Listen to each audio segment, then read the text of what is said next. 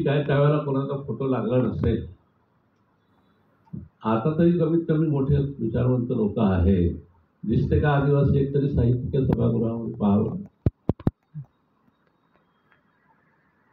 हे झालं पाहिजे. सन्मानाने त्यांना उभं करा. दुसरी माझी शोकांतिका आहे की जेवढी काही साहित्य संमेलनं झाली मराठी, एकही आदिवासी माणूस अध्यक्ष झालेला नाही. तुम्ही आम्हाला कायम समजतच नाही ना. We are not capable to be a president of that. हे आमचं दुर्भाग्य आहे. साहित्य खूप झालं.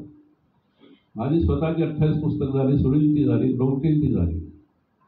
शेकड्याने आदिवासीने आता पुस्तकं लिहिली. भवानींची पुस्तकं आहेत, पुस्तकं आहेत, माझ्याकडे पुस्तकं आहेत.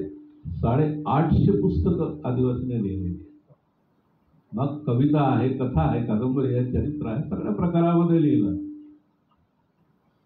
पण केलं का तुम्ही त्यांना अध्यक्ष? साधं पत्र येत नाही मराठी साहित्य संमेलनाचं.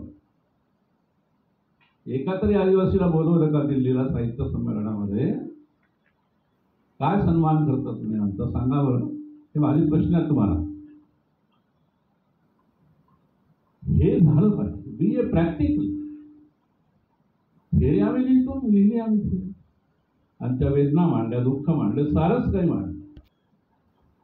काय झालं?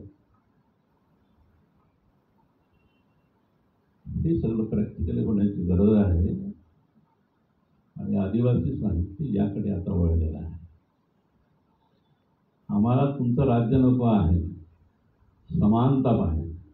आंबेडकरांनी जो लढा दिला, बेलसाळींनी आंदोलन केलं, justice, liberty, equality and fraternity. आम्हाला समानता पाहिजे.